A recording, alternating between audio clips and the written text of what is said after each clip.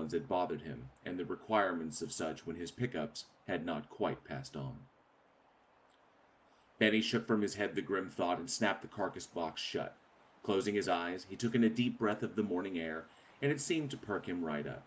Small that he was, he had a job to do and a service to provide.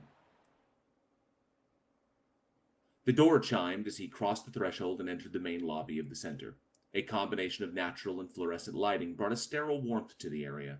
The community posting board, positioned across from the receptionist desk to his left, was papered with brightly colored flyers of family pets, both missing and found, advertisements for local products, adoption specials, private rescues, and rehabilitation centers. Seeing the generous outpouring of the community that he served, the quiet need to connect and be connected always made him smile. It was truly one of the few yet bright beacons of light in the ever-encroaching darkness of the world. A new notice, printed on white, bright stock with stark red lettering, grabbed his attention from the board, nestled between an olive third-year vaccination reminder and a cerulean, locally sourced goat milk soap flyer. Benny could make out "Attention" printed at the top, but the wording below had been blocked out. He began to cross over to the board for a closer inspection. "Easton!" The shrill voice came sharp as a whip cracked from behind him. Benny snapped around suddenly with all the determined innocence of a child caught in the kitchen cupboard before dinner. "Morning, Claire," he smiled back and headed over to the desk, the flyer a distant memory. Benny knew better than to antagonize Claire, especially so early in the morning. The short and stocky woman, whose tightly fitting uniform seemed to personify a taut balloon holding in the fiery temper threatening to burst forth at any moment, could be a little more than acidic when it came to those that annoyed her. Claire worked both the reception desk and as dispatch for the center. Every so often, one of her foul moods would find a control officer 50 miles outside of their zone on a vague call to pick up what usually became a bunyip or a snipe. She once got her first year on a chupacabra call. The poor kid ran out of gas 30 miles from the city service depot. He quit shortly after that. It was a real shame, though. He'd had a good attitude and a real sense of hope about him. The entirety of the crew had liked him immensely, save one. Benny always thought of Claire as one of life's beautiful paradoxes, because despite her often callous demeanor, she was the purest angel when it came to the residents who arrived at the center looking for any pet assistance, but most especially to those requiring end-of-life assistance for their pets. Her compassion and sincerity for the lives in her charge were bar none, and Benny could think of no one who could compare. "You're starting early today," she grimaced as she spoke. Benny instantly knew why, and his eyes lit up at the possibility. "You want me to skip the kennel clean and rotate?" he asked, treading lightly. Claire sighed in exasperation. "Well, what do you think, Easton? We got a disturbance call out off Teach and Lee Road." She spoke with slow-growing animosity at the perceived idiocy on display before her. "The lady was hysterical and needs us out there yesterday. Williams isn't in until 11, and it's Saturday, Easton. And what does that mean?" "That," Benny managed slowly, "the primary transports are in for weekly service, and it means," she barked, cutting him off, "that the boys won't be back until 5 at the earliest, so I'm stuck with you." She shook her head, the tightly wound bun at the back of her head wobbling back and forth as she pulled out a pad and pen to jot down the incident information.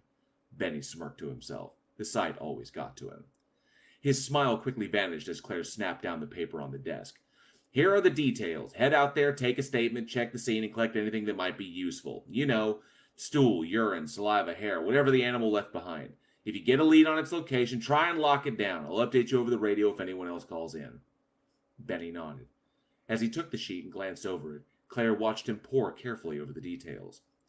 Feeling her gaze, Benny slowly looked up from the paper and met Claire's ever-narrowing eyes. "Oh, take your time, Easton," her voice growing shriller by the moment. "We've got all day here." "Sorry, Claire, I'm out the door right now." Benny waved over his shoulder as he hurried through the front doors. He was certain he could feel Claire's disapproving look following him as he jogged to his truck. Once safely within the cab, however, he clipped the information sheet to his dash, lowered the driver's side window, started the truck, and pulled out of the depot. Once down the street, he felt he could finally enjoy his excitement. Disturbance calls usually came in on weekdays, often coinciding with the day before weekly trash pickup. When they did come in, the primary crew, veteran control officers with more than 5 years on the job, usually handled them. But every so often, one would come in over the weekend. Generally, Dave Williams would be handling it, but Dave had a school-sponsored picnic with his daughter this morning and had requested the later shift. Benny could not believe his good luck. With the Gulf breeze on his hand, the ocean glittering with the morning sun, and his first disturbance call ahead of him, Benny was walking on air. He pressed the gas a bit harder in gleeful anticipation. 20 minutes later, Benny pulled up to a small stucco home with badly faded clay shingling. The walkway was an aged, uneven cobblestone, leading to a faded red two-paneled door in desperate need of a refinish. Thick emerald palm ferns lined each side of the door, their long bristled arms blocking the windows and a makeshift privacy screen. Benny reached the door and gave a quick 3 raps of his knuckles to announce his arrival. A few moments passed, and he knocked again, this time more forcefully. "Animal control!" he called out expectantly. No one responded. Nothing but the steady rustling of breeze-addled ferns. Benny stepped back to check the address numbers on the front of the home. Ensuring a match with his information, he knocked again. With no response, he subtly checked the doorknob. Finding it locked, he pursed his lips as to the whereabouts of the resident. Stepping away from the door, he quickly crossed to his right across the front of the house towards the side gate. His gaze brightened as he realized there was no external lock on the latch. He knocked at the distressed wood of the door, the silver aluminum latch cackling in its holster. "Animal control, anyone home?" he called out through the fence. Silence. "Nothing," he sighed. "Claire's gonna be pissed," he quipped with a smirk to no one in particular. Benny began to back away to survey the front of the home again. Shrugging, he was about to turn towards the truck, Claire's reddening face already threatening to detonate in his mind, when the wind changed direction and brought a familiar scent with it. Benny's nose wrinkled as the rotten odor of low tide assaulted his nostrils. The putrid scent, a combination of decaying shellfish, live bait, and rotten eggs, was familiar to anyone who grew up on the coast. A look of concern crossed Benny's face, his forehead wrinkling as it dawned upon him that the low tide had occurred more than 4 hours ago. Turning, he could immediately tell that the scent was coming from beyond the fence, directly opposite the distantly humming ocean. Walking quickly towards the gate, the smell intensified, the breeze carrying it directly towards him. Grasping the latch, he tapped down on the clasp and swung the gate inwards. A crushing wave of ammonia and fish eggs nearly knocked him down. Benny's eyes watered from the repulsive air that now seemed to cloak and ooze out of everything around him. He quickly seized his nose and covered his mouth as he slowly entered the backyard. Rounding the chipped and fading stucco, the backyard opened up before him. Though simply decorated with a small outside picnic table complete with a pale blue umbrella, a garden hose wrapped tightly to its stand, and several child's toys strewn about the numerous dry and reddish patches of backyard grass, all details were lost among the weight of the affronting odor. Scanning the area, Benny's eyes found themselves were drawn upon a clear puddle of liquid situated near the back fence just below a small dragon tree, its overreaching fronds shadowing the pool, noticeable only for the sparse, yellowed grass that surrounded it. Striding over to the puddle, the sting of ammonia watering his eyes as he knelt down, he took a closer inspection. The liquid appeared thicker than water or any other chemical, almost viscous in nature. Fixated upon it, Benny reached back into his utility belt and felt within the third pocket to the right of the buckle for a sample kit. While retrieving the bag, he detected a slight shimmer of color to the fluid on the ground, much like oil pooling upon the road after a short rainfall. Despite the odor threatening his senses, he leaned in closer, half thinking about his next formal steps, half mesmerized by the strange liquid that failed to soak into the earth beneath it. Absent-mindedly, he placed his right hand down to support himself as he drew near. Without warning, his hand slid violently out from beneath him, his weight threatening to send him face first into the puddle below. A blind reaction brought his other fist quickly forward to stop himself a mere inch from the ground and face first into the unknown liquid. Gasping, he almost laughed at his surprise until he gazed at his erring hand and saw a thick streak of dark blood. It ran from his palm all the way down to his elbow. From his lower vantage point, Benny could see that the thick grass beneath him was full of dark, black blood that snaked its way into the decorative shrubs several yards ahead of him. He could feel the wet coldness begin to creep through his sleeve to the bare skin beneath. A sudden rustling through the hedges that bordered the back fence drew his initial shock into abject fear. His training kicked in, and Benny froze his body in place, allowing only his eyes to travel as he hunted for the source of the sound. It was only the briefest of glimpses, but what moved through the bushes challenged his very logic. The animal, if it could be defined as such, was roughly the size of a large cat, possibly a Burmese or even a Maine Coon, beyond which all similarity disappeared into the dark corners of a fevered imagination. The creature was tailless and completely without hair, its exposed skin a ruddy pinkish tone, mottled with an unhealthy gray and doused in an oily sheen. The head appeared to be frilled to some extent, and there was something of a large, tumorous growth running down the spine of the thing that seemed to flop and swing almost independently of the creature itself. At the last moment, as the beast fled, it glanced ever so slightly in Benny's direction. He could have sworn the eyes looking at him were born not of a contemporary mammal, but seemingly of some distant, forgotten, yet uncannily familiar predator. Like a cuttlefish, he breathed to himself. After a moment of holding his position, Benny became acutely aware of the fire burning in his arm. The acceptance that the creature had moved on finally settled, and he slowly stood himself up, his eyes fixated on the spot where the animal had vanished into the bushes. He could feel the blood creeping down towards his fingers as he steeled himself and crept closer. Positioning himself to see behind the hedge, Benny saw a jagged, gaping hole through the planks of the backyard fence, the same shimmering, viscous fluid oozing in thick rivulets from the snarled wooden teeth of the creature's escape route. Benny finally exhaled and gasped in the fresh air. In his panicked state, he had not realized he'd been holding his breath.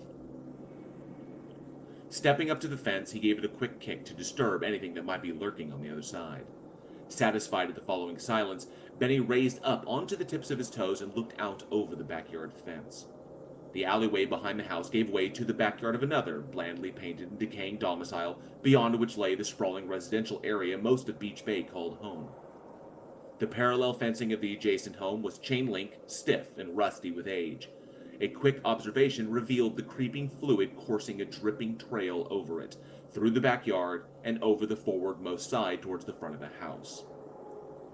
Without a sign of the creature to go on, Benny turned and quickly made his way back to the safety of his service truck. He narrowly hopped over the strange puddle and tore towards the exit. He collided hard with the gate itself, blood-soaked hands fumbling clumsily with the latch, all the while pressing himself against the wood of the fence door. The latch popped open and spilled him outward onto the side of the house. He quickly made for the driver's side door. Struggling with his keys, his hands left dark crimson swaths across the door. At last, the key found purchase. The lock popped. Benny pulled himself inside and slammed the door shut. He yanked the radio receiver from its handle. "Dispatch, this is Unit 7455? Benny called, his voice simmering with panic. "Claire, are you there?" Pick up! Pick up!" Static. "Claire, do you copy?" Benny waited hopefully, but was rewarded with only the light white noise of an empty transmission channel. He whimpered slightly as he depressed the handle again to call out to his only backup when his eyes caught movement about 30 yards ahead of his truck. "It doubled back," he mumbled dumbfoundedly. "Good God, it's fast!" The creature shot out from in between two houses in a strange, loping gallop and bolted across the road down the intersecting street. Benny was not able to make out much more than the same details he had before, but without the shady protection of the bushes, the sunlight glinted off the mass of long, narrow fangs that filled its mouth, protruding forward as its lower jaw gaped while it ran. And then, once again, it was gone from sight. Benny dropped the receiver and jammed the key into the ignition. The engine roared to life and Benny peeled out in a lurch from the curb. He quickly cut the vehicle to the left to follow what he assumed could only be a nightmare, cobbled together from the dreams of some deranged patient rotting in some faraway asylum. Spotting the creature ahead of him, it shambled with frightening speed along the sidewalk, suddenly cutting sharply right across the street. The creature's target became clear as it charged for a little boy shooting a basketball in a nearby driveway. As the child lined up his next shot, his back turned towards the oncoming terror, Benny saw it pick up speed. He slammed his foot into the accelerator, smashing it to the floor. "Please, please," he whispered. The beast maintained its target, momentarily glancing behind it at the sound of the quickly gaining vehicle. Benny was still trying to decide on his next move, but just before he was able to overtake it, the beast cut left back across the street and bolted down between two houses. Benny's gaze fixated on the creature, perplexed as to why it suddenly abandoned the child. His eyes shot forward. "No!" he shouted as he slammed the brakes of the truck, the tires pitching forth a squall so loud he could feel it in his jaw. The seatbelt snapped taut, biting hard into his chest as the brakes fought the velocity of the speeding vehicle. The rear end threatened to fishtail, but Benny managed to maintain the violently shaking wheel, and the truck stopped hard. Gasping, he glanced up over the dash to see the little boy running from the truck towards the front door of his house. Relief washed over Benny as his focus turned back towards the beast he had been chasing. Quickly, Benny reversed the truck, cut the wheel, dropped the stick into drive, and sped down the street, determined to find and destroy the thing that nearly led him to run over a child. 30 minutes had passed as Benny drove the streets aimlessly looking for the creature. Sweat beaded on his forehead, his heart raced. As each minute passed without success, he could feel himself encroaching ever closer upon the frayed edges of panic. Eyes darting left and right, Benny fumbled for the window lever and rolled it down. The breeze had picked up and flooded the stifling cab with fresh ocean air. Benny shivered as the air hit his sweat-drenched shirt. As he slowly rolled up to a stop sign, he sighed and numbly put the truck into park. A moment passed before a slightly acrid burning sensation suddenly filled his throat. He gasped in response as his stomach convulsed, barely giving him time to turn his head as he violently retched all over the passenger seat of the cab. He choked on the aftertaste of wheat flakes, almond milk, and bile. The sensation triggered another convulsion. He vomited a second time. Bitter saliva trailed from his mouth as he gasped to catch his breath, while the immense pressure in his head slowly faded to the deep throbbing of his heartbeat. As his ragged breath slowed, the gruesome reality of the situation began to dawn upon him. He choked back a sob and began to silently cry. Alone in the cab of his truck, the remnants of his last meal upon his pressed pants and the interior of the cab, his sweat-heavy shirt clutching at his skin, he silently wept to the sound of the breeze coursing by his open window. "Unit 7455, come in," the radio suddenly screeched. Benny snapped up in fright as the truck radio burst to life. Shaking, he grasped the coiled receiver line and yanked the handset from the floorboard. "Unit 7455, Benny, are you there?"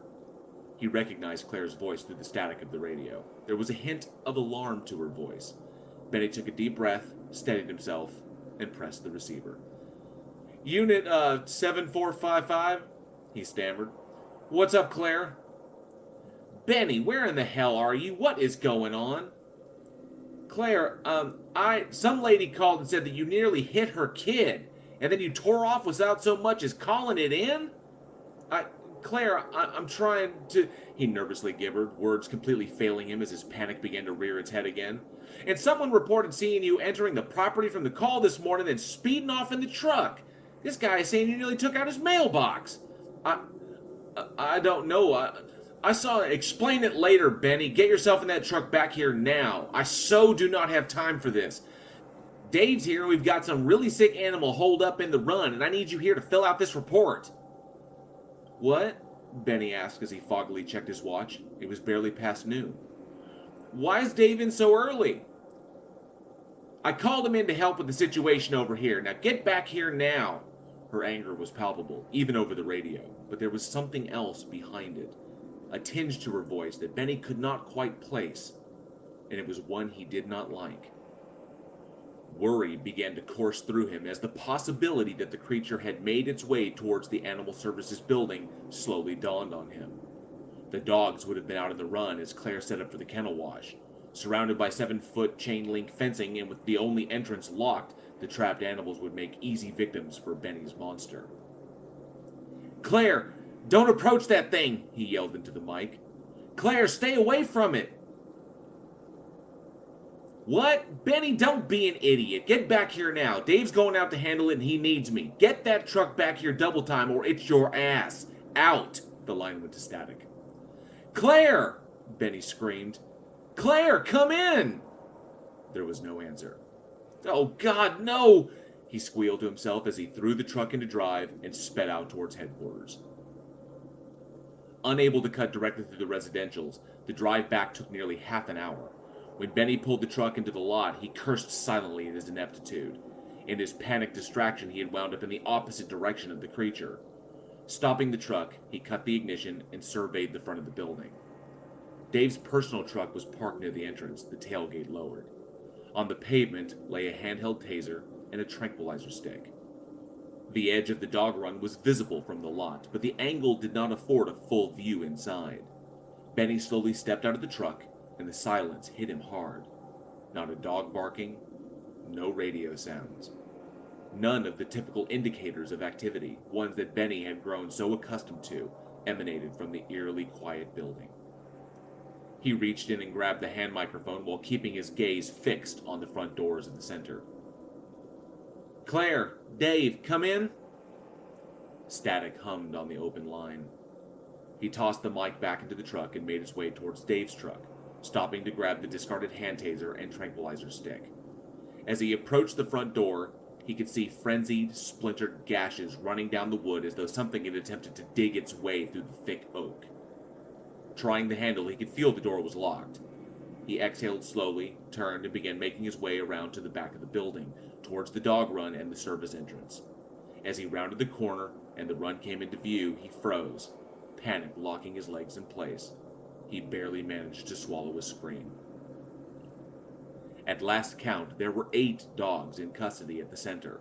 2 German Shepherd dogs, each barely a year old, an older cream-colored lab mix, 3 Staffordshire Terrier mixes, 1 brindle and 2 spotted, a feisty yellow Chihuahua, and a young pointer mix. As Claire would be prepping the interior kennels for daily sanitization, the animals would be free to roam and play in the dog run, each waiting their turn to be led back to their kennels to await the customers that arrived to possibly adopt them. Benny had grown to know each of them, certain that their good natures would ensure they would find the right homes and families they so richly deserved. The entire dog run had been utterly decimated. Viscous, bloody fluid dripped from the shredded chain-link fencing. The small wooden relaxation houses lay destroyed in splintered chunks, and pieces of the animals Benny had come to know and admire lay strewn about the entire area. The turf of the run splattered, pooled, and drenched in thick, dark blood, pink entrails, fur, and shredded limbs discarded wildly about the enclosure. Benny gagged as the smell hit him, a horrid mixture of ammonia, bile, blood, urine, and defecation. He clapped a hand over his mouth to stifle any noise. As he surveyed the gruesome scene, his eyes fell on what could only be Dave Williams. His twisted, mutilated remains lay just outside the broken gate entrance to the run. Dropping his tranquilizer stick, Benny slowly made his way down to the side of the building, his eyes fixated on what remained of his former co-worker. Dave was sprawled out on his back, his left arm stretched out, his right on his chest, ending in a ragged stump at the wrist, the hand likely somewhere in the rubble of the dog run. Deep, wide gashes ran the length of his body, the soaked and shredded fabric of his street clothes exposing the bloody muscle and pink bone within. Blood had pooled beneath him from his abdomen, which lay completely open from a massive cut that ran diagonally across his entire midsection. His intestines had spilled out over his legs and now lay scattered about him haphazardly. 3 horrifically jagged gashes marred Dave's face, each running from his scalp to his chin. The rightmost gash had caught his left eye and torn it completely from the socket. His lips were split down to his gums, and the flaps of his face sagged open to reveal his exposed cheekbone and jaw, which now hung loose, dislocated on the right side. Benny's vision blurred through tears as he glimpsed Dave's wedding band catching the light. He tore away from the sight, shoving the thoughts of Dave's family down deep, and made his way towards the service entrance. The polished metal double doors that composed the rear service entrance each had a large wire-reinforced safety glass window and interior push bars that locked from the inside. The window on the left door had been completely shattered, and large claw marks marred the metal of the door. Moving closer, Benny could see blood splatter and thick rivulets of the same thick liquid dripping from the window and down the door.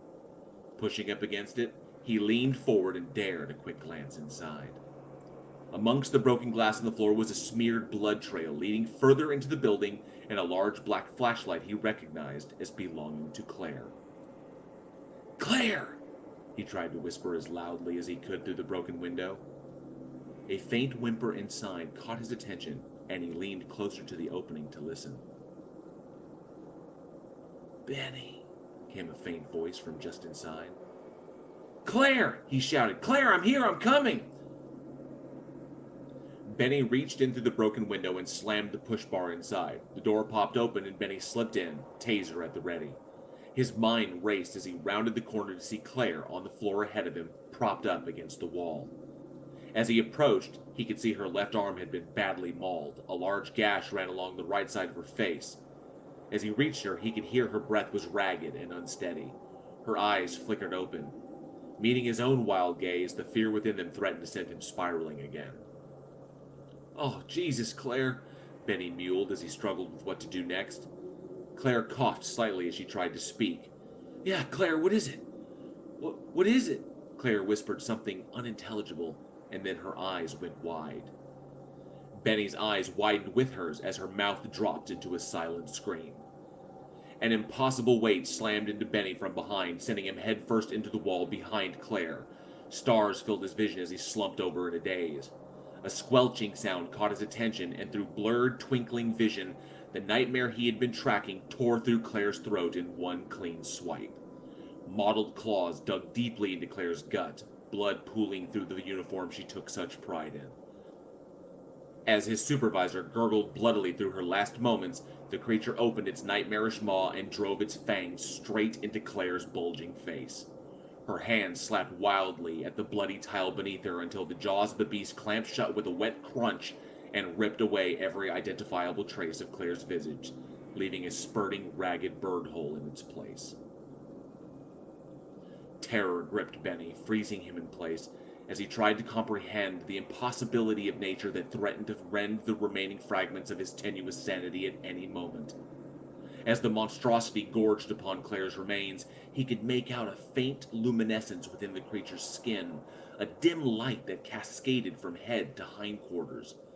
What he had misinterpreted as a thick mound of skin upon the creature was actually a mass of slowly writhing tentacles, long and gray with puckered openings that sucked at the air like a dying fish. 4 long slits, that Benny could only assume would be gills, ran along the side of its head, flaring open and closed as the creature gulped down wet, dripping pieces of his former employer. Its fixed, lidless octopodian eyes seemed oblivious to Benny's presence. His eyes darting about, he sought a means of escape until they fell upon a small, black object lying just inches from Claire's outstretched hand. Blinking the sweat from his stinging eyes, the object came into view. He had always hated Claire's gun, but now, realizing what Claire was trying to reach for as she died, he knew it was his only chance. The weapon lay only inches from his feet.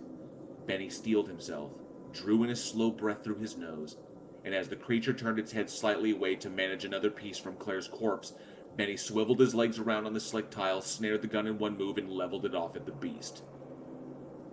Its head snapped towards Benny, fixating its gaze deeply into his.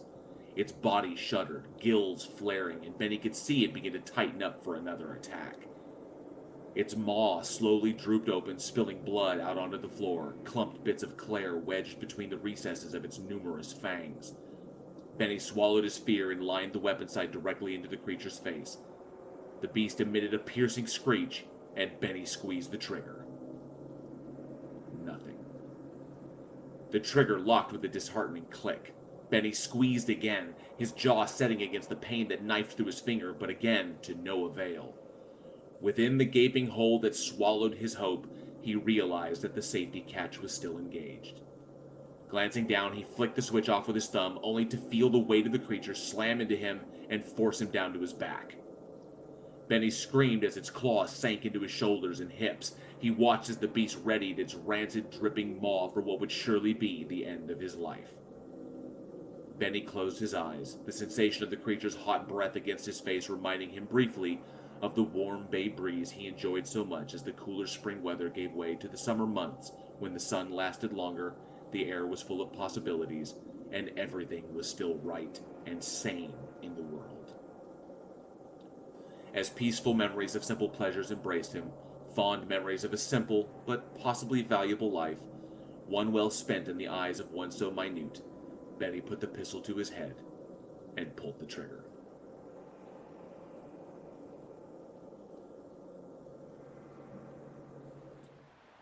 On tonight's top story, authorities are baffled as to the motives of one Benny Easton, a well-liked animal control officer who just yesterday committed suicide after perpetrating a terrifying rampage through the quiet streets of Beach Bay. It was an unprecedented attack that concluded at the Beach Bay Animal Control Center, leaving 2 co-workers and numerous animals brutally murdered and this idyllic seaside town in a state of shock. Residents reported that Easton had been seen aimlessly speeding around residential streets earlier in the day in his service truck, nearly striking a local child in the process. The sheriff's office has declined to issue a statement about the events pending a conclusion of forensic investigation, but eyewitnesses speaking on condition of anonymity claim it was a scene straight out of a nightmare, and one not quickly forgotten.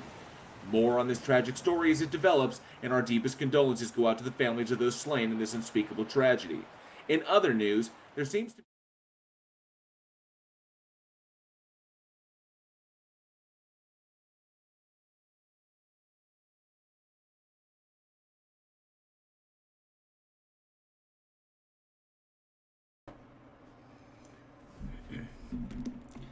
All right. Wow, that was intense. So, I hope you all enjoyed that.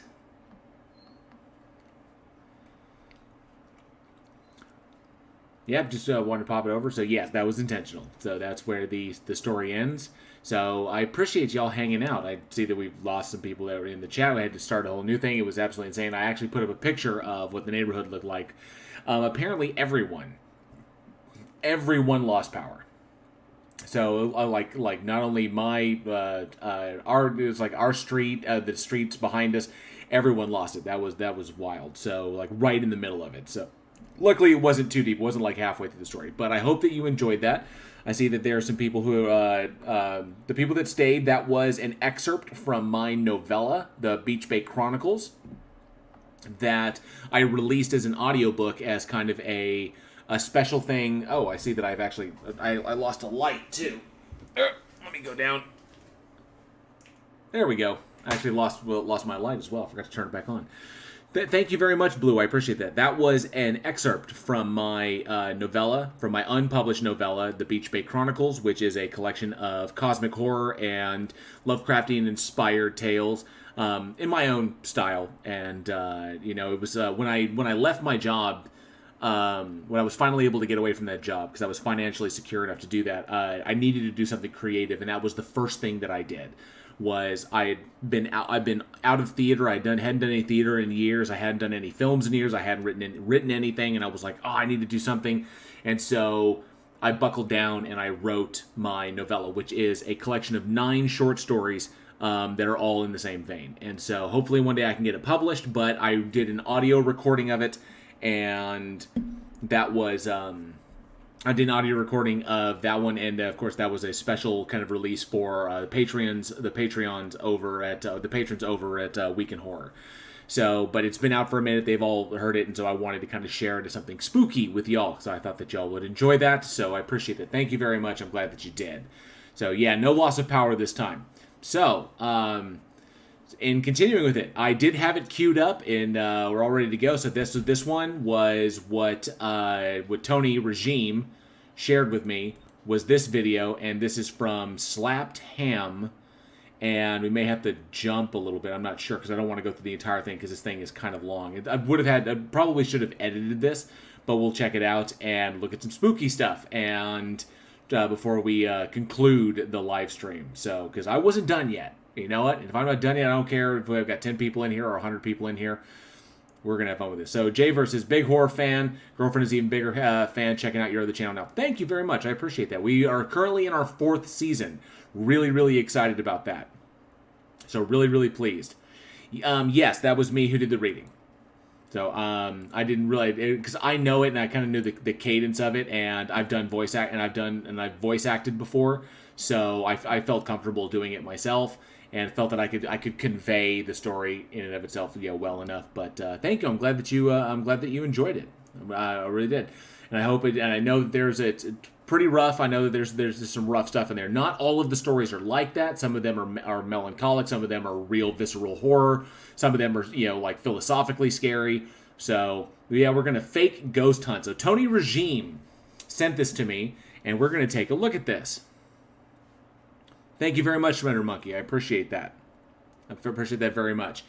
I have 8 other stories that are in the same vein, so hopefully one day I'll get that published. But it's called the Beach Bay Chronicles, and it's about a little seaside town that obviously, and I it took me a long time. It took me almost 2 years to finally complete it, because mapping out the entire town, mapping out all of the phenomena that are around it, all the little details that they go into the stories. But it was a lot of fun, and I eventually put it together, so I'm really pleased with it. But I'm happy with it. Hopefully one day a publisher will like it too, and I'll be able to get it published and maybe get it out there. So here we go. This is a slapped ham video that Tony Regime sent shared with me, and we're going to take a look at it. So it's already the end of the year, and it's... So we don't need to go. Let's just jump ahead, because I don't need his intro. A child's musical tune is playing in the background. His daughter lies on her bed. She pokes her head over the edge to look underneath. His daughter slowly climbs off her bed and onto the floor. She crawls her way to the front of the bed, turning her head to look underneath the mattress. And what happens next will surely give you the chills. Take a look.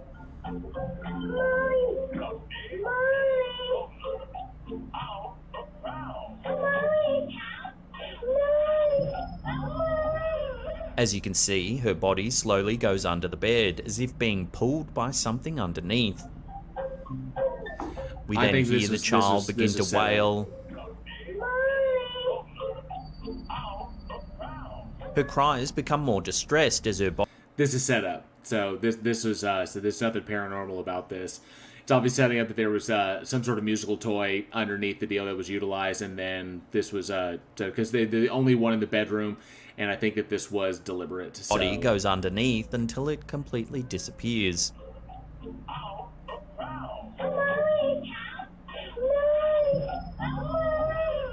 The TikTok user explained that his wife believes their daughter simply crawled under the bed, though he's certain that she was pulled by something or someone. The way her body seems to slowly slide under the bed is clearly suggestive of a pulling motion, and the fact that she screams "mummy" is extremely eerie and suspicious. Yeah, it's likely she was probably crawling under, or it was set up so that someone was slowly pulling her there, and it was all set up for the camera, because it's very, very convenient. And then, of course, we don't know what happened afterwards. So, what? She was pulled under there and then just sat there and then just left, and then that was it? So, yeah. Oh, Surrender Monkey says, not to distract conversation, have you thought of trying game publishers? They are seriously needing decent plots and stories for games. I've thought about it. I haven't really engaged in it. I mean, it's something that's possible. But as far as like my writing goes, as far as like my horror fiction, I pretty much just did that, kind of like for myself. Or I pretty much just put it together because something that I wanted to get out and something that I wanted to create. So if any opportunities arose, I mean, I write screenplays. And you never know, that opportunity may arise if some of the films that I get some of the films I've written really catch on and kind of blow up. So yeah, I'm saying that this one is fake. It's too convenient, and of course, where did the child go after the fact is also problematic, because if she was pulled under by something, then where did she go? Did she just come back out? And we don't get So it's already... And the child doesn't say anything, so we don't really have anything to go off of. So let's just back that up. Dang it. I'm trying not to interrupt too much because then it stalls.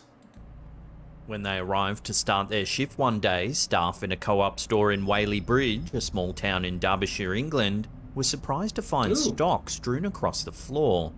What they discovered on the overnight CCTV footage left them shaking. According to the video uploaded by That's a good point, Laura Rader. Had that actually happened and the child reported that somebody pulled her underneath the bed, there would have been cops there. Regional manager Chris Armstrong, something very strange happened at 2:38 that morning.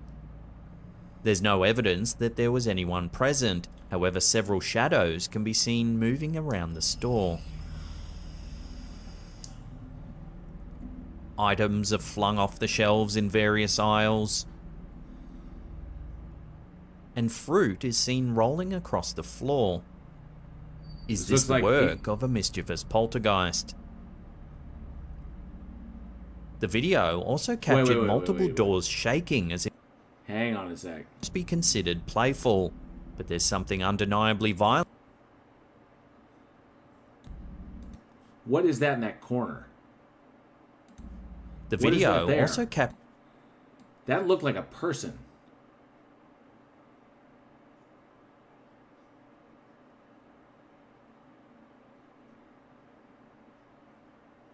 That looked like a person. There's no evidence that there was anyone present. However, several shadows can be seen moving around the store. That could be Items are people flung moving, off the so- shelves in various aisles. And fruit is seen rolling across the floor. That's easy enough to fake if you know where the blind Is this spots the of the camera work of are. a mischievous poltergeist? That looks like somebody there. The video also that looks like a captured person. multiple doors This is set shaking up. as if they were being rattled or banged upon. Yeah, this looks like it was set up. The flying fruit and mysterious shadows, while certainly peculiar, could almost be considered playful. But there's something undeniably violent in the shaking doors Yeah. that suggests who or whatever's behind these antics might be looking for more than mischief. All of this stuff is replicatable. Yeah, this is... It's worth noting that, according to the CCTV timestamp, each of the incidents occurred in the space of 1 minute. Although perhaps the first incident recorded on camera, this is not the first time that something spooky has happened at the store. Chris Armstrong told journalists that the store has had a reputation of being haunted for many years. It was built on top of a set of eerie old cellars, the windows of which still have iron bars on them, and there have been several reports of unexplained stock movements and doors rattling in their frames. Do you think the staff of this small-town co-op might have a resident poltergeist on their hands? Oh, it was a massive prank, if I remember correctly. That sounds like it. That sounds like it to me, that this was a massive prank. This next piece of CCTV footage, uploaded to YouTube by Palkikaku, seems to confirm chilling reports that taxi drivers in Japan are seeing ghosts during their shifts. In 2016, local Japanese newspaper, the Asahi Shimbun, ran an article that interviewed over 100 taxi drivers, just after the devastating 2011 earthquake and tsunami that rocked Japan's Tohoku region. The article was titled, "In the months after the tsunami, taxi drivers report ghost passengers."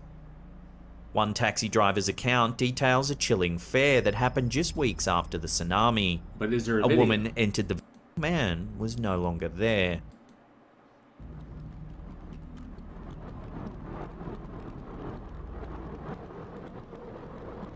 As you can see, a dark shape begins to form in the middle seat.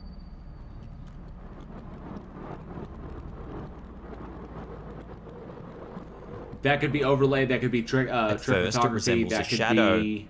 However, as the video continues, we can see that the shape actually has a ghostly white face.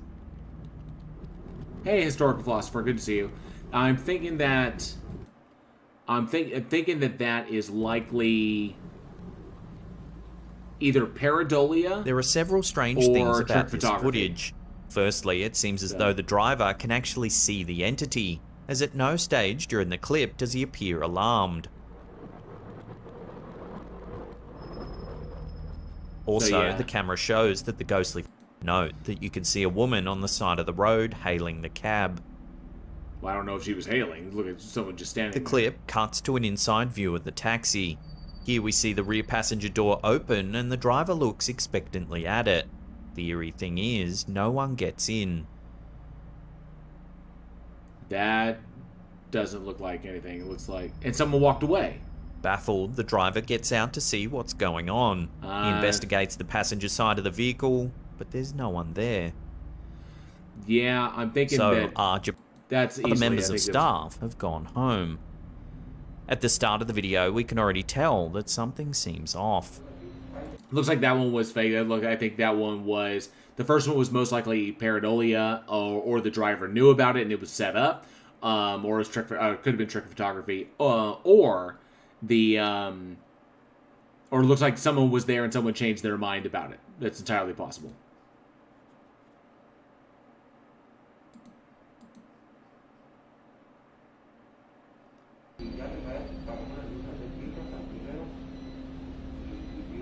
bad camera footage. A lot The of things that security could mess guard that walks up. around the same area multiple times, moving only a few feet at a time, before stopping for a few seconds, then...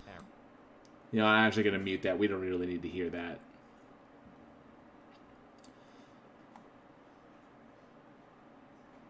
Because I don't need his stuff anchoring me to something that I know. So I just see a dude like walking around. No. He may have heard something or something of that nature, but the dude's like narration is could potentially anchor me to something, and I may end up seeing something that he's saying is there. So I want to be able to see it on this one. Yeah, I'm calling, but not to mention the camera itself is bad. You got huge blowouts. The lighting resolution on it is terrible. So something pushed him and attacked him. That looked like he did it himself.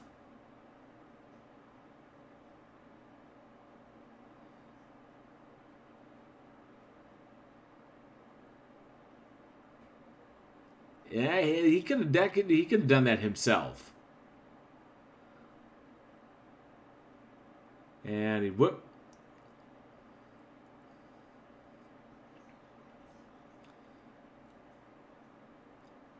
Yeah, I think that's a setup. I think that's setup. I really do.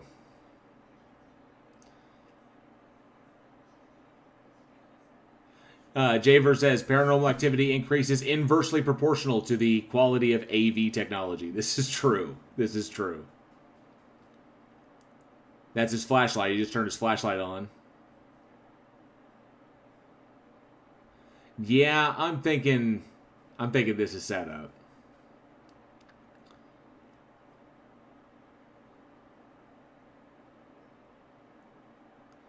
Yeah, looking like it's a setup.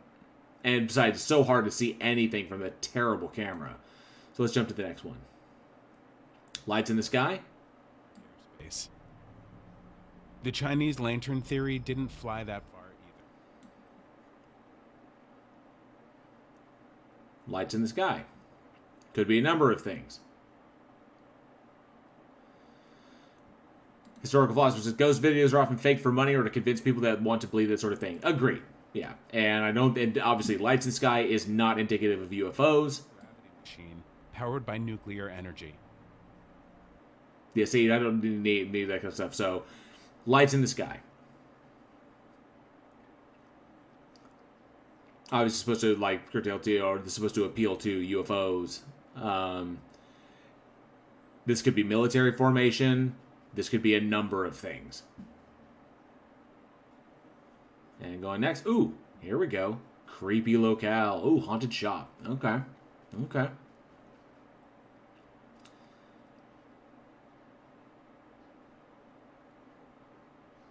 That's not bad. That's actually not bad resolution for an infrared for a night vision camera.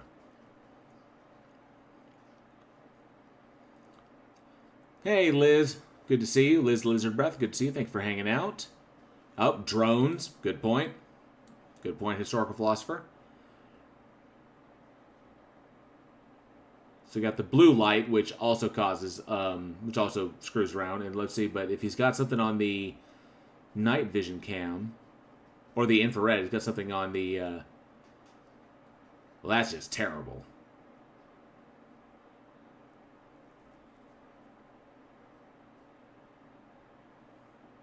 Okay, that could easily be set up, and the blue light would obscure anything that would help that. I'm doing good, Liz. Thank you very much. Appreciate that. Just looking at some spooky vids and seeing if we can determine if they're, yeah, just like that. The blue light in of itself would obscure anything that could, the UV, yeah, would obscure anything that could indicate that this was a setup.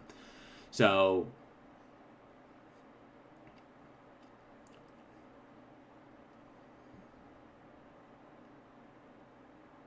Looks like something moved over here by the computers on the right. Oh, TV came on. That could be remote.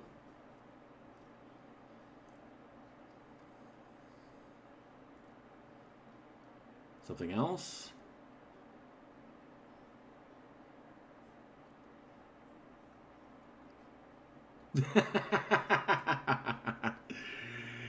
That's hilarious. Notice, okay, so notice instead of the television just sliding towards him as though there were force, notice how it's inching.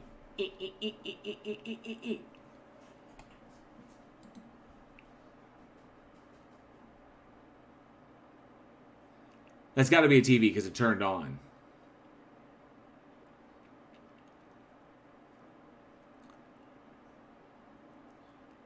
Yeah, if you notice, look at it inch forward by each leg. Yep. Something pulling it by each leg in order to make it work. And the reason they would do it one at a time is to make sure that it stays stable, because they pull them both at the same time, it could potentially tip over because they'll shift the center of gravity on it. So that's obviously fake. And you can turn it on with a remote. That's not difficult. So it's still plugged in via the ceiling. I don't know. The TV's like grrr. And then I guess it turned off.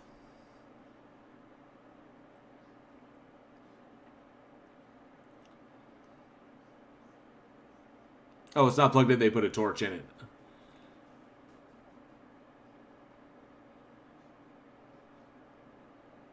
What is that reaction?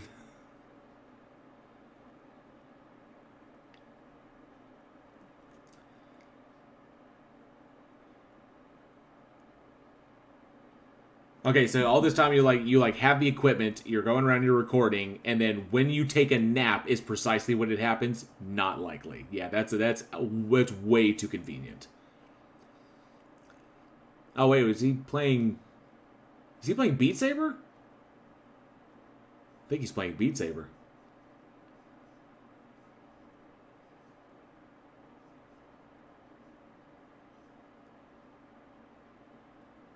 And I don't see anything else happening. Oh, there was something over there. What is that in the background?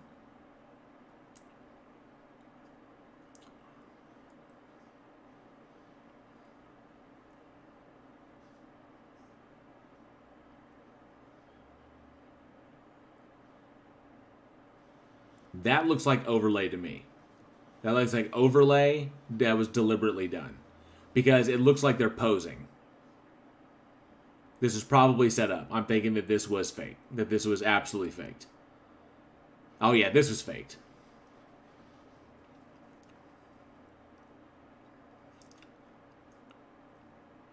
That's trick photography. Yeah, faked. Too easy. And then, yeah, they're just going to go back to the...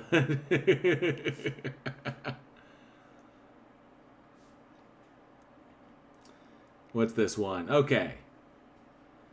Demonic entity inside an abandoned house. Often venture into eerie, abandoned places and... Interesting. Okay, let's take a look. So he's alone. That's problematic. 2021, the YouTuber films inside of a house that's rumored to be home to a malevolent and demonic presence. Ooh. Okay. See, first and foremost, he's alone, and he does have cameras, but we don't know what the control situations are in this. Obviously, he could do whatever he wants. He could have anything set up. There could be people who are not on the cameras that are outside of it, so we don't know that he's alone. We have to take his word for it.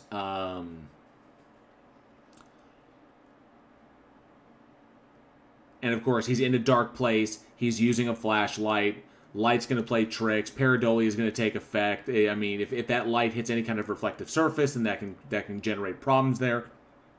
So he's kind of doing an urban exploration of a supposedly haunted place. So he's already going in with the presupposition this place could potentially be haunted, which means that anything that could fall into that category would automatically assume to be evidence of it being haunted, because this is the confirmation bias that we've talked about. So creepy stuff all over the place. It's a phone in a box. A phone in a box.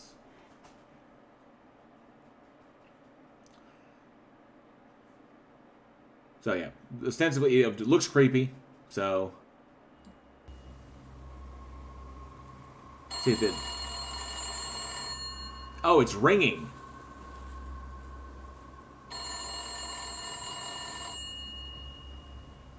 Then, just a minute or so later...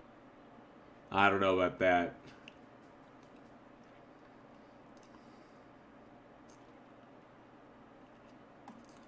Let's see.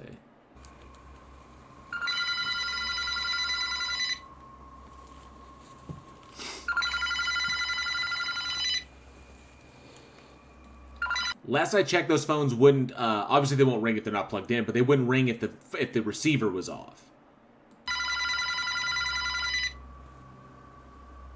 Like, I think that's that like the technology won't work. Like the phone itself won't actually ring if the receiver's off the hook, which is weird. So obviously, this is could definitely be faked. He could be using his phone, his own phone, to create the sound. Audio Much editing. like the first time, the uploader makes the choice not to answer, probably a bit worried about what he'll hear down the end of the line.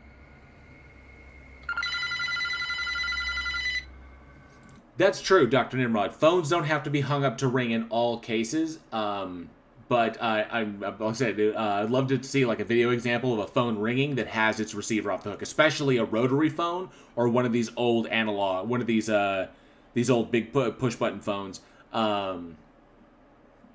Yeah, bad attempt, dude. Go back to horror school, kid. Oh, dual line. But will it ring audibly or will it ring into the receiver if it's a dual line? Like if one line is going and then you have call waiting, but is the call waiting a ring or is it just like a tone?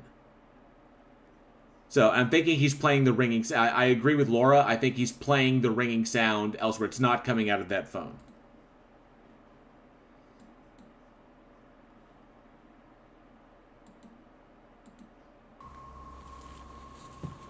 I think we can jump ahead a little bit.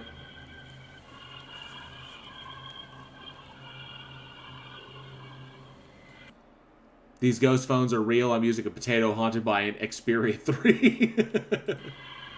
So now he's answered one, and now stuff is coming out. And apparently it's creepy music.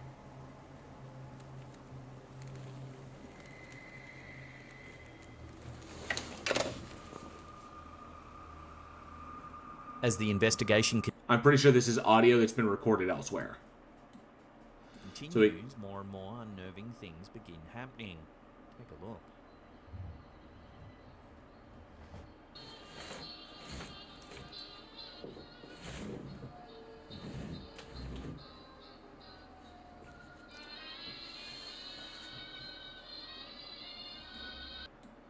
That's easily faked.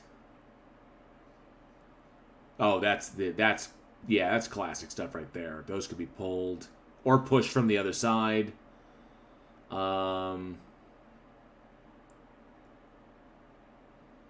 to mention all of this dust and all of this crap that's in there that's falling in front of the camera.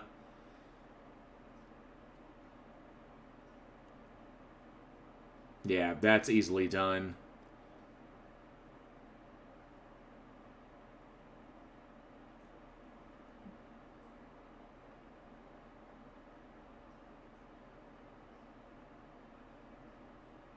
Yeah, that could easily be manipulated. See, look, now it's shaking. Yeah, I'm pretty sure this is set up.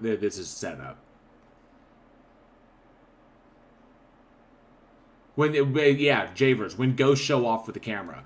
Why is it only on this night when he's in there doing this? Why weren't they doing this before? Why were reports of sounds coming out of this place reported by neighbors who said there's noises coming out of this place and there's nobody there? There's phones ringing and the place is disconnected.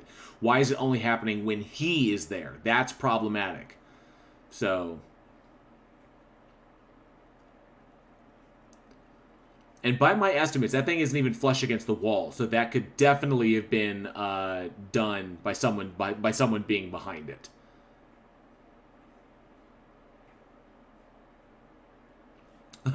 Blue, there's a lot of phones in this place. That thing doesn't even look flush against the wall, so...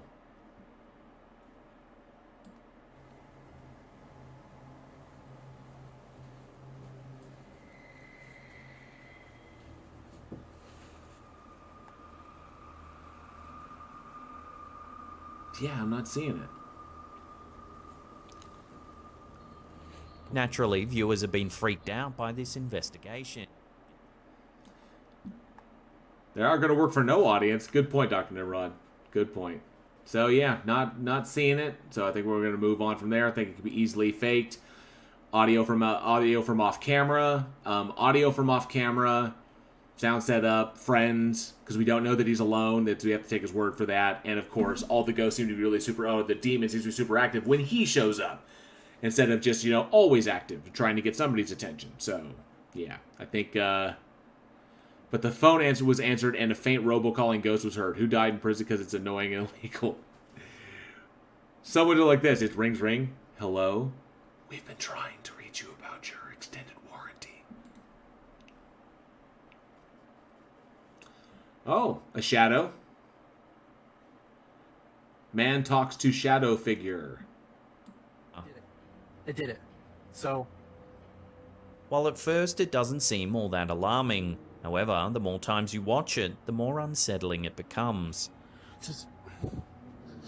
If you have to be that loud, I just know it's so loud. It begins with the man insisting to the unknown figure that he did it.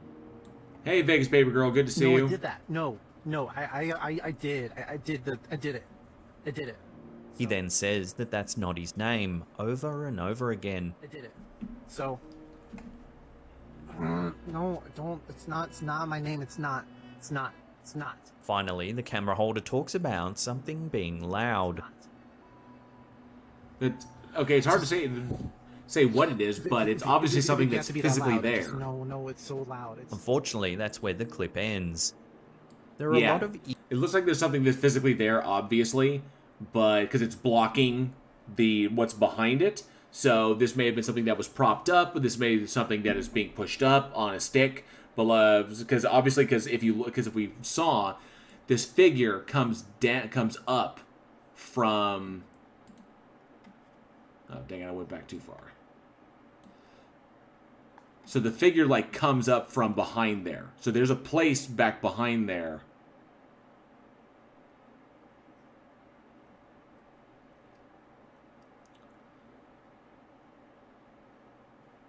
Yeah, so... That thousands of witnesses all around the world have reported, those who have experienced encounters. Okay, so this is just exposition. So let's go to the next one. Yeah, so that's more like something that's physically there and someone's manipulating it. Possibly a black sheet or something that has been colored with that super black pen or something of that nature, super black paint, and it's... literally in front of the deal. So it can be done with lighting and some easy special effects. Room 313. By all means, a normal hotel that you would stay in. Venture into the wood. Norwood. Okay. So Tom, I threw holy water at the demon and tried to banish him back to hell. My wife was furious, told me not to treat her mother like that. That's hilarious. Let's see. Throughout the years, the Paranormies team heard a story about a woman... Paranormies. 313 at the Norwood Hotel. Too much exposition. Just play the videos. I should have edited this. Should have cut all this stuff out. So we can get right to the video. The night goes on. During one section of the video, the team sets up a doll that's motion active. Okay...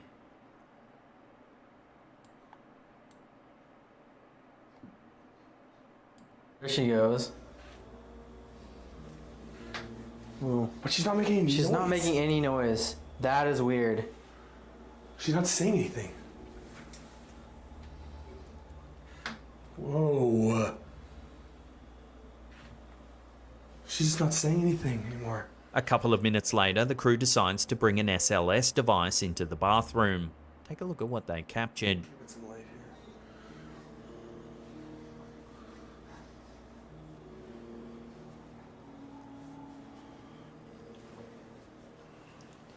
Mm-hmm. Okay, so these have been debunked a number of times. So first and foremost, we don't. To be perfectly honest, we don't know if what he's looking at is pre-recorded or whatever. But these the SLS device is really, really bad because it picks up on anything, and then it essentially the program essentially tries to create the image that's there out of little things that it's picking up. But it can pick up on random things and assume that they're people, so it can give like additional arms to people or additional legs or additional heads because it picks up what it thinks are ostensibly another like a head or something or an arm moving. So these are notoriously unreliable.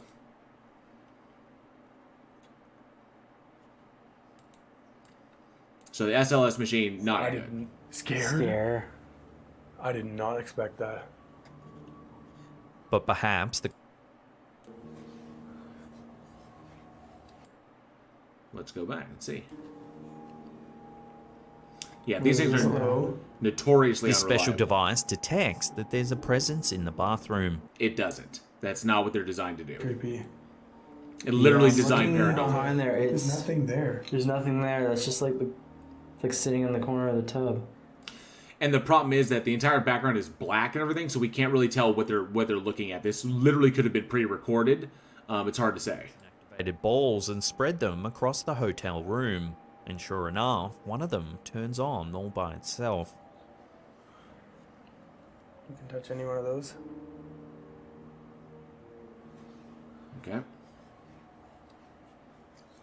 Oh, this is just dead. Oh, whoa. Whoa. Thank you. They're motion activated. I didn't. And notice I did not expect that. they're motion activated is But the perhaps problem. the creepiest incident of the night happens when one of the crew members, named Jordan, walks past the mirror that is adorning the wall. Take a look at what was captured. I'll check it out.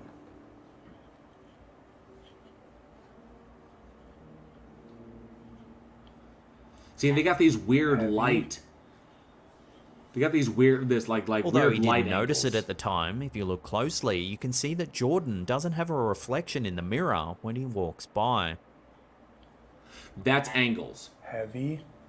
So that's just angles, and that is actually a film. That's actually a film trick.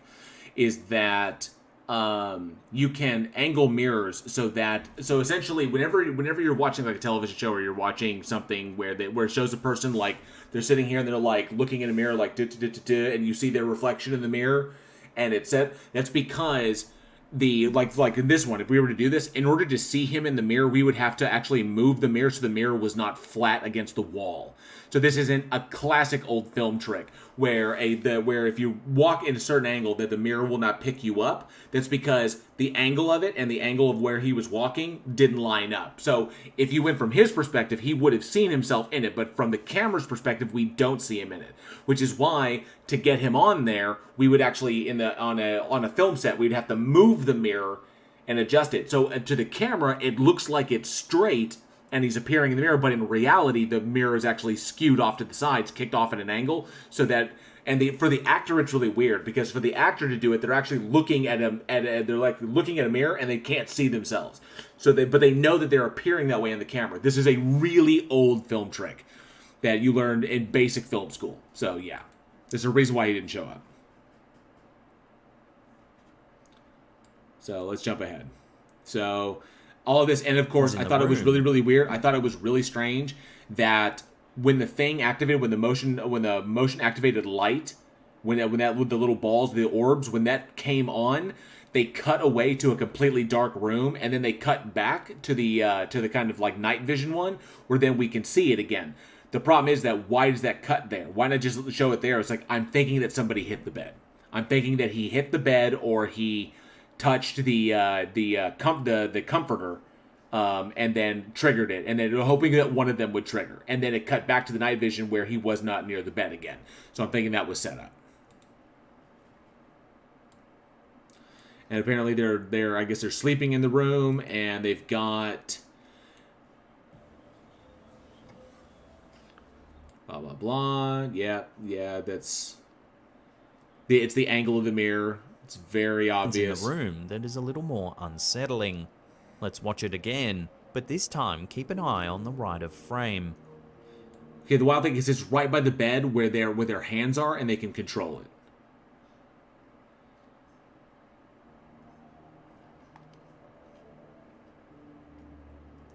As you can see, a shadowy figure seems to get on top of Jordan on the right.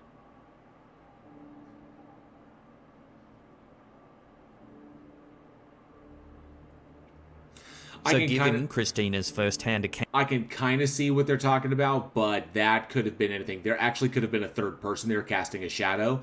I don't think that that's... I think that this is totally set up and fake. Shadow puppets is pretty much what it is. I'm pretty sure this is shadow puppets. So sorry, boys. Too convenient and way too much and way too many ways to have faked all of that. So let's go to the next one. We see Mary going through her demonstration on camera. Watch what happens. Consent, verify the client's identity, and provide... Okay, that's lighting issue. That's electrical. 1, 2, 3, go. Now that I have introduced myself to the patient,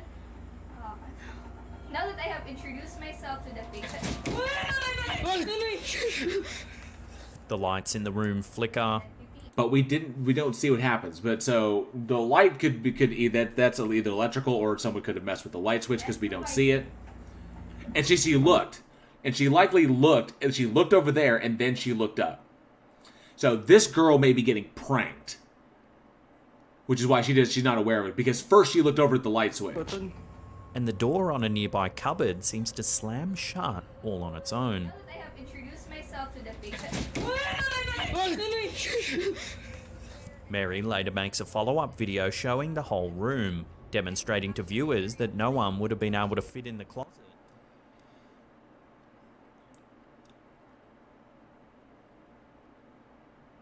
Yeah, so nobody could have fit it in there, but yeah, I'm not...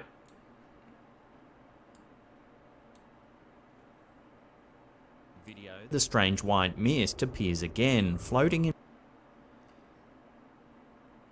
That's cigarette smoke. That's smoke.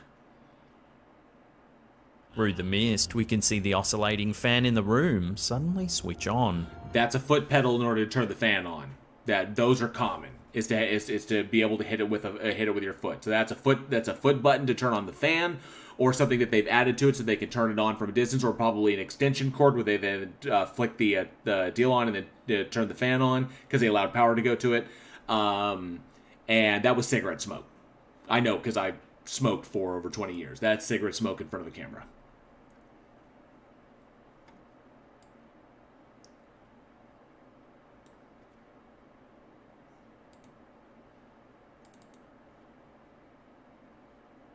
Through the mist, we can see the oscillating fan in the room suddenly switch on. That's somebody blowing smoke in front of the camera. That's somebody smoking a cigarette.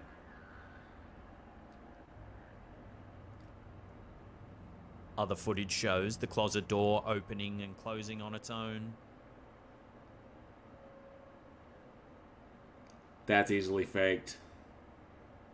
Although it just kind of like opened. It could have just been the natural state of it. Hey, Christo, good to see you.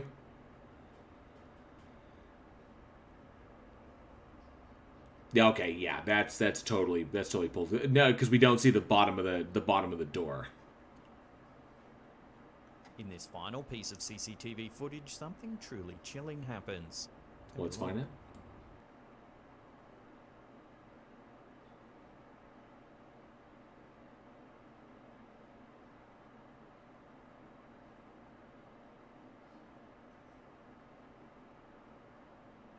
Something chilling happens.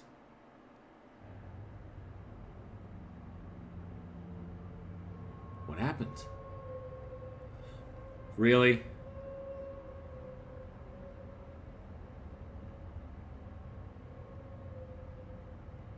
If you watch closely, you can see a hand clutch the door briefly before disappearing back inside.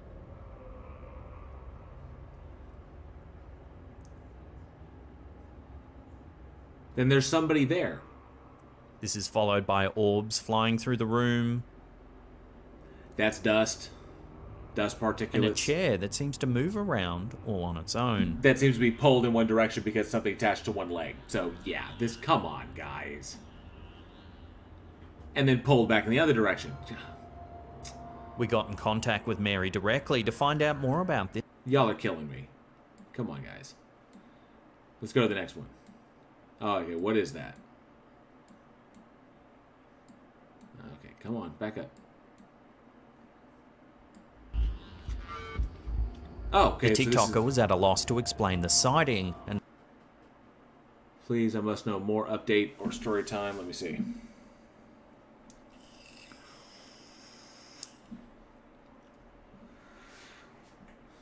Monster in the cupboard. Or to that truck and went behind it into the woods. I don't know what it was. It was brownish red in person. We have a street light.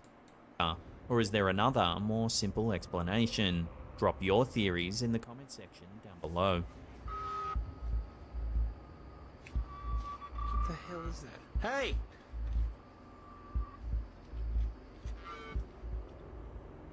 That looks like it's probably a person in the background. In one That looks YouTube like video bad uploaded camera. by Bush Ting, we get a glimpse of not just one bizarre Eerie happening on CCTV. Okay.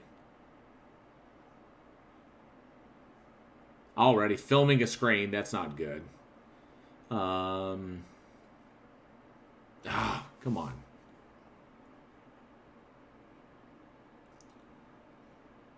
I hope this is not the eerie happening. Okay, arrow pointing at the door.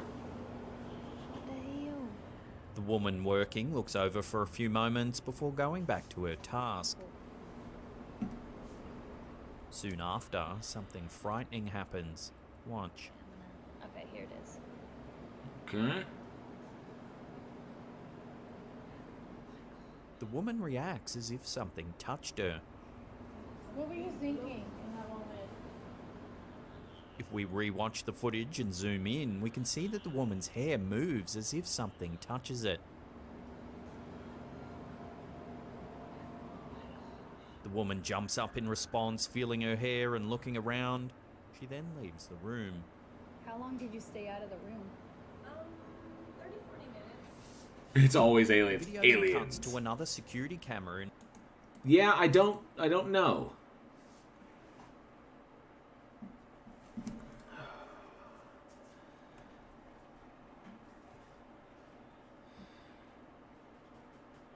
Oh, come on.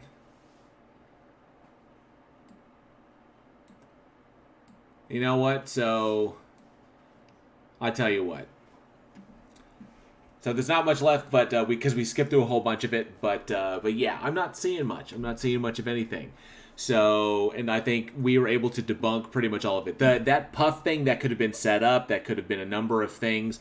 That could have been her herself. I don't know. But thinking that it's likely a prank, most likely a can of compressed air, or something that was somewhere else that was able to blow down at her. Or possibly something from the open door in the room and someone standing on the other side of the open door.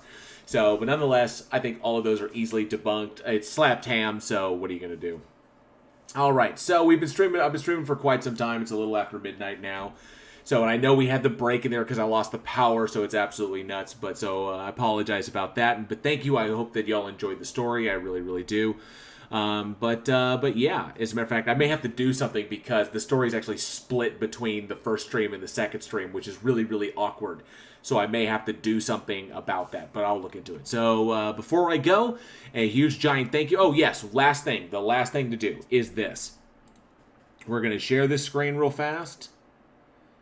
1 second. Oh, I have to restore those pages. Give me 2 seconds.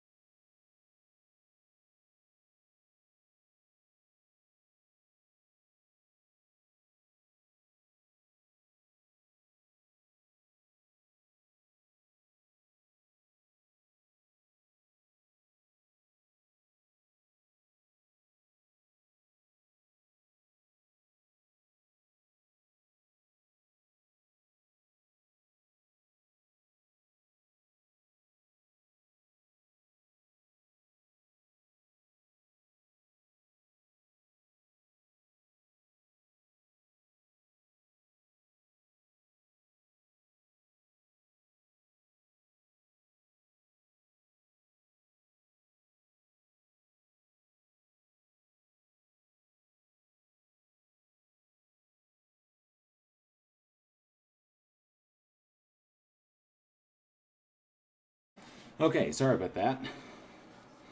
I was afraid I was like, dang it, because the dog suddenly got my attention and needed me. So, for the last thing, here we are. Yeah, I had to mute myself real quick because you can hear the click-clack of their little nails. But anyhow, this is the last thing about it, so here we go. This is the Face of Horror contest that I'm up for. As you can see that I'm currently still first in my group. If I refresh that, we're looking good. And there are 45 hours, 37 minutes, 54 seconds to the next cut. So, what makes this one important is that this cut is to round 6. In order to continue on, this is the voting for group finalists. So, in order to continue, I guess to essentially the best way to do this is to basically be first from now on. Because after they do the cut to this, if I remember correctly, and we're going to do another update on this when they do the switch. So, let me see here real quick, because they sent me the rules, because I get texts from them. I get texts from them all the time, as you can tell. So, the Face of Horror stuff that they send me. So, if I scroll up and go to important information, can you catch it? Edit profile, blah, blah, blah, and then rules. So, if we go to the rules, which you look at again real quick, which is how to vote, competition schedule. So, this is the Reanimator Round. The Reanimator Round begins October 14th, which is in a day and a half, and ends October 16th. Okay, so what we're currently in is the Sacrificial Round. This one went from October 6th to October 13th, and that's tomorrow. So, let me put it here for you. Bam. There you go. All right, so, and there's the link for this. The link for it in the description. So here we go. So this is so the round we're currently in, which ran October 6th through October 13th, which is tomorrow, is the Sacrificial Round. Public voting will help to reduce the total competitors to one preliminary winner for each Sacrificial Round, and the people who are number 1 will advance to the Hellraiser Round. So this is currently the Sacrificial Round, so I need to be first to advance to the Hellraiser Round. Okay. The Hellraiser Round will begin October 17th, and then will end October 27th. So we're back on the deals. Now, in between the 13th and the 17th is round 6, okay? So if I'm in first, I don't have to worry about the Reanimator Round. The Reanimator Round is competitors who took second place in the Sacrificial Round, which is the round we're currently in right now, which if we look at it will likely be me and Matthew. Is go to bed so Oak can sleep. Sorry for the serve. So will likely be me and Matthew. Matthew will probably go on to the Reanimator Round, which will last for 2 days, the 14th, the 15th, and the 16th. The 14th through the 16th. And then that will be its own little group. So, let's see. Competitors who took second place in their respective Sacrificial Round, which is this current one, will compete in a shortened round for a chance to advance to the Hellraiser Round. The votes will be reset for Matthew, and then public voting will determine the top competitor from each group, who will then advance to the Hellraiser Round. So all of the number 2s will be put together, and then Matthew will try to be the first out of all of those number 2s. That takes place from the 14th to the 16th. Me, as the number 1, I will move on, considering if I'm still number 1 in 45 hours. Thank you. So, if I'm still number 1 in 45 hours, which my wife says I will be, but if I'm still number 1 in 45 hours, then I will move on to the Hellraiser Round. And the Hellraiser Round will begin October 17th. And we'll do something regarding that. So that will be on Monday. That will be next Monday is when the Hellraiser Round begins. The top competitors from each Sacrificial Round and the Reanimator Round. So likely it will be me and Matthew again, if he wins the Sacrificial Round. Or this wins the Reanimator Round, will be divided into Hellraiser groups. Votes will be reset. So votes will be reset for me on the 17th, and everybody starts from 0 again. So that will be the big day, is on the 17th.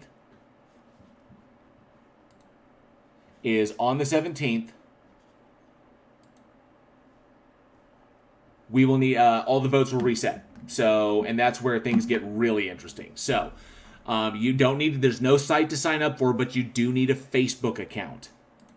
So you need a Facebook account in order to do a free daily vote. Thank you, Extra J. Have a good one.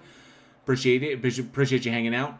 So you have to have a Facebook. That's what verification required is for. Is you need a Facebook account, and then that's how they're also able to kind of secure it and ensure that people aren't like trying to game the system. So free daily vote, one vote every 24 hours, one vote every 24 hours, or you can scare vote, which is a donation to the B Plus Foundation, which is the largest provider of financial assistance to families dealing with pediatric cancer. So you can choose your own 10, 25, 50, or you can put your own custom amount in there, and then you get one vote for every dollar that you donate, and those votes would go to me. So you don't have to donate. That's only if you can and if you want to. Otherwise, it's a free daily vote every 24 hours. So at the reset, you vote 24 hours, you can vote again. So it's pretty much it. That's how my mom found me. So yeah, that's pretty much it. So that's where I'm currently at. So we got 45 hours, 1 day, 21 hours, 32 minutes, or technically, what is it said? And I actually want to play this video and share this video with y'all. I will do it on another live stream. So, but yeah, that's where we're currently at. We got 1 day, and then of course the group that I'm a part of, 45 minutes until the cut, is me, Matthew, Tara, Kate, and Billy. So it's the 5 of us. This is not the only group that's out there. There are actually many groups out there. I've seen lots of posts about people, saying, how can I get more votes? I don't understand it. It's so difficult and stressful. I don't know what to do. Well, you guys have helped me to be at this point right now. So that's pretty much it. So there's the vote. There's the link. The link is in the description. It's also the link is in the description. It's also in the live chat. You can pop over there and you can vote for me. And that's pretty much it. So that's the update for Face of Horror. And I actually do want to take a look at that video sometime. But obviously it's getting late. It's 12:28. So, and it looks like the crowd is getting tired. So I think we're gonna back out of it. So that's pretty much it. So as far as there's new content coming up on Bridge the Divide, I have new stuff that I'm making there, and then of course Week in Horror is tomorrow at 7 p.m. Central. If you're subscribed channel is there, you can see that we're ready to go live at 7 o'clock. So we got the new episode of Week in Horror tomorrow, new stuff coming up on Bridge the Divide, and of course me in the Face of Horror contest. Hopefully doing good there. So I'm really excited. If I can make it beyond this, it's all because of y'all. It's all because of y'all. So thank you all so very much for all the support. Thank you all the channel members in the chat who hung out with me, especially through the power outage and everything. I do apologize about that. Your support helps me to make this channel possible, and of course Week in Horror possible as well. If you are a channel member, you get access to all of the cool emojis that I made for you and the channel badges, and it's only 99 cents per month, so it's pretty much it. And thank you to all of the super stickers and the super chats. All of those are going to help make this possible, so I appreciate that. Dr. Nimrod wants pictures of the dogs. I don't have any current pictures of the doggos on my computer. I think the best I can give you is this. Is while I was out of town, while I was out east. Let me see. And my wife sent me a picture of the doggos. Oh, come on. I don't know what it's doing. Unfortunately. Oh, thank you so much, Extra J. Appreciate that. Appreciate your vote. Oh, here we go. I think she sent me a picture of the doggos. And it is... Damn, we text a lot. I just heard a laugh out there. We text a lot. So that was pictures of me when I was in Point Pleasant. And then... Where'd it go? That's the hotel. Oh, there we go. Okay, here we go.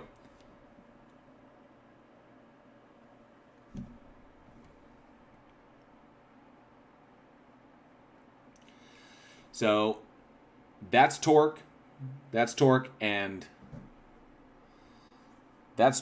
and that's Oso. And they're sitting on the couch. So there you go. So there's your doggos, Dr. Nimrod. And she sent me, I think... And it was a second one of the two of them playing. Torque and Oso. Those are my puppers. And yep, Shotzi as well. I didn't have a ready picture of her. Yeah, there's no ready pictures of Shotzi. I have to dig through the phone in order to find them. So, but yeah, there's two of them. So, thank you very much. Yeah, they're both rescues. Love them to death. They're absolutely goofy dogs. They have their personalities. They're just brilliant dogs. So, but there you go. All right. So, I think that's going to be it. I think that's going to be where we can close it out. I think we're in solid shape. So, let me go ahead and get this because I had to go through the reset, so nothing is prepped, which is really obnoxious. There we go. Let me do that. And nope, we're going to remove that because we're not going to do that just yet. All right. So, Adam says, damn, I just get home from work and you finish. Well, there's a lot, Adam. There's a lot. So, apparently I had the big stream that I did beforehand. We covered a lot of stuff. And then all of a sudden there was a power outage and it cut my stream in half while I was trying to share something special. Then it continues on with this one. So, I was really, really bummed. I may have to pull both of them and then upload them as a video so that you can get everything all at once. I may have to do that to cut out the dead area and put them all together so it's all one stream. I'm really annoyed. It would have been great if there'd been no interruption. So, but yeah, that's pretty much it. So enjoy the replay, and of course, thank you to everyone for hanging out with me. Thank you to all of the channel members. Thank you to all the super chats, all the support. Appreciate that. All cool new stuff coming. Lots of fun stuff. Me, Johnny O, and everybody else. It's going to be a lot of fun. So, and if anything comes up, with Chili, emailing me or something of that nature, you'll hear it here first. So until then, as always, be safe, be excellent to each other, and together we can bridge the divide.